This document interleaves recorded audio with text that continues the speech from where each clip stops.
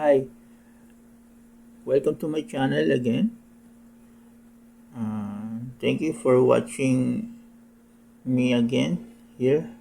Today we will discuss the disaster that have been happened in Nepal and Tibet.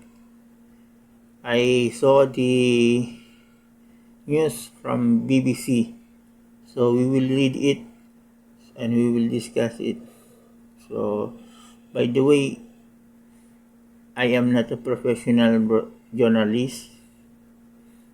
I'm doing this for the love of humanity, for God's sake.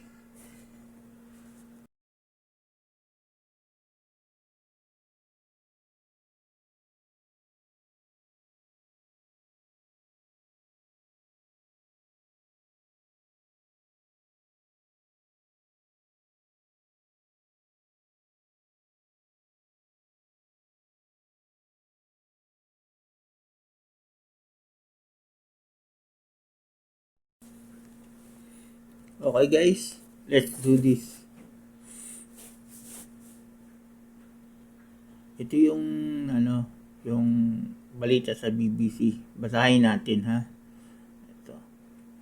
At least 160 people have been killed and hundreds more are missing after the flash flood and mudslide along the Nepal-Tibet border wash away villages and damage roads and infrastructure. The flood hit early on Wednesday in Rasuwa, just north of Nepal capitals, Kathmandu, with preliminary information suggesting it was caused by an earthquake, triggering an avalanche with melted snow pouring into the Bote Koshi River. Search operations are underway on both sides of the border, and the death toll is expected to rise significantly in the coming days. State media in China would control Tibet say there are significant casualties, and Nepalese officials said they anticipate huge scale loss.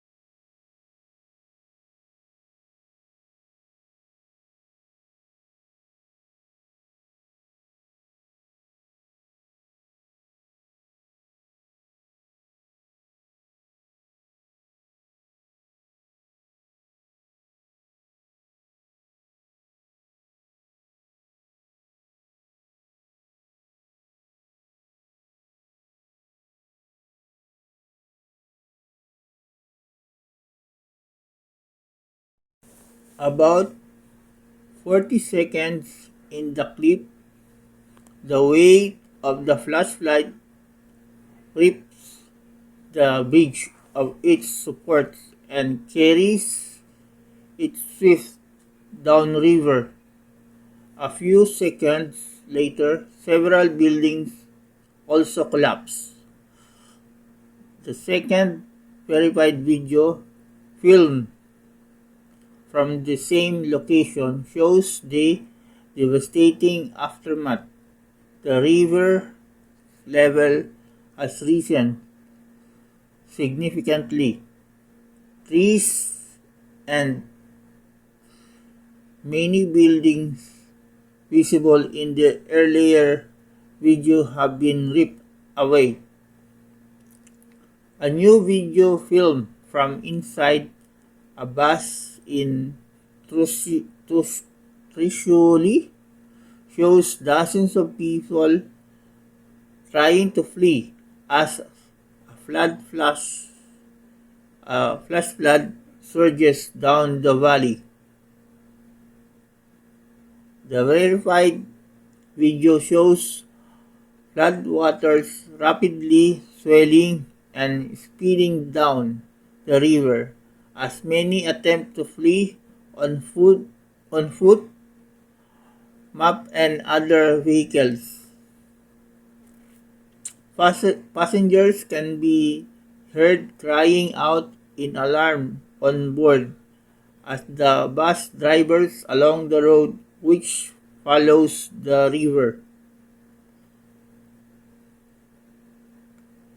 It is not clear exactly how many have been destroyed, but many buildings near the river bank have disappeared, partially collapsed, or are caked in sediment from the flood force.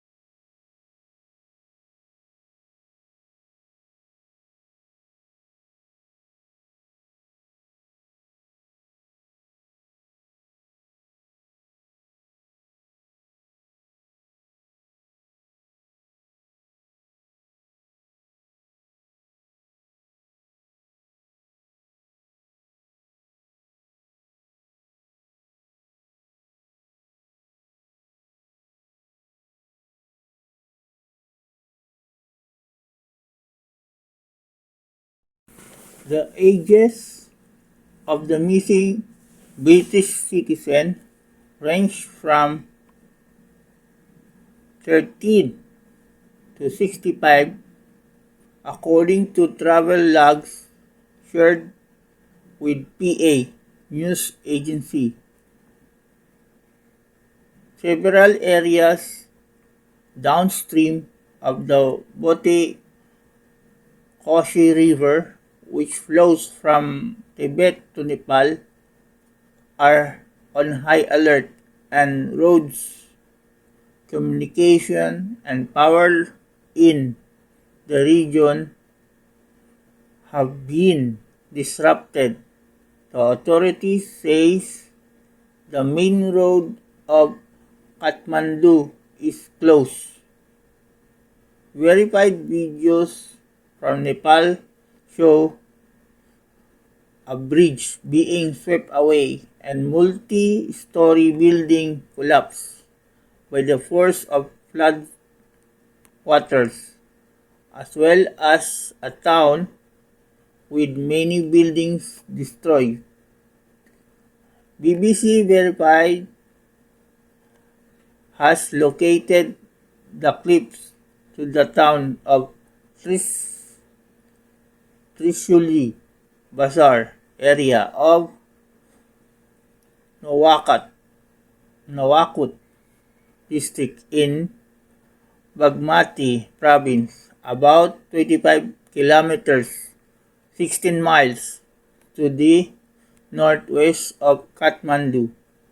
The video shows the river Trishuli suddenly becoming swollen by enormous amount of water which appear to have significantly increased in volume and speed and filled with sediment.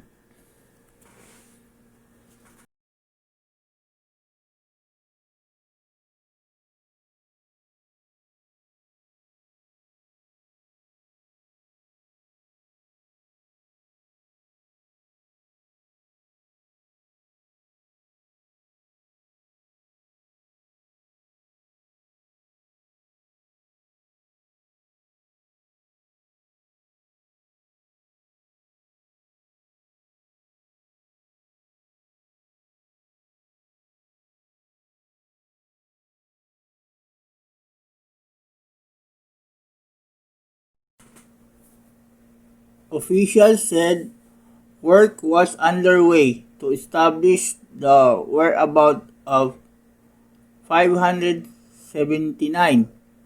tourists, including 466 foreigners from 26 different countries. Of the tourists unaccounted for so far, 113 are Nepali, 54 from the US, and 33 are UK nationals, according to the police. Chinese state media says 3 people have died and 265 are missing in Tibet. The missing tourists include 12 travelers from UK as well as American, Malaysians, South Africans, and Indians.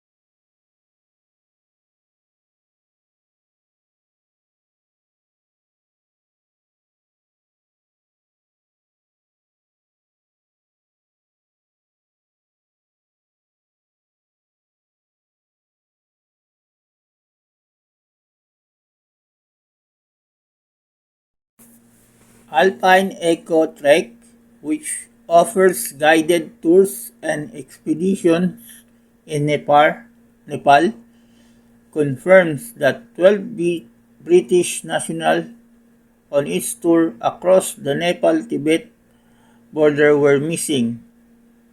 Ram Kumar Adhikari, the manager of Alpine Eco Trek, said 2 Irish nationals and South African nationals who were also on the excursion are believed to be missing. Yi Liyang, a Chinese businessman based in Kathmandu, told the BBC his logistic company had 7 container trucks based in the area, staffed by Nepalese employees.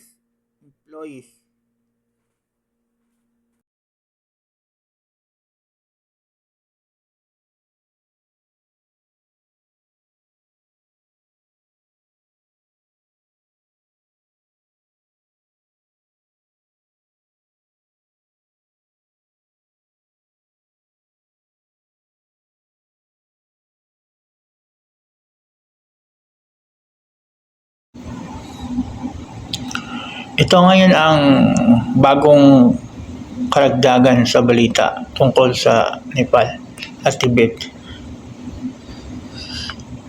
Marami na ang namatay sa flash flood dyan sa Tibet at sa Nepal. Ang nakakatakot, ang China ay kinokontrol ang media na dapat sila ang magbigay ng tunay na dahilan kung bakit nangyari yon, dahil sa kanila nanggaling ang flash flood. Sa internet, sinisisi nila ang glacier na natunaw galing sa bundok ng Himalayan. Pero sa akin, kung sakali mong natunaw yun, malayo pa yun. Palagyan natin meron ng cause. Pero kung matibay ang pagkakagawa ng mga dam, mga hydropower plant na pumipigil sa daloy ng tubig sa sa river na yon.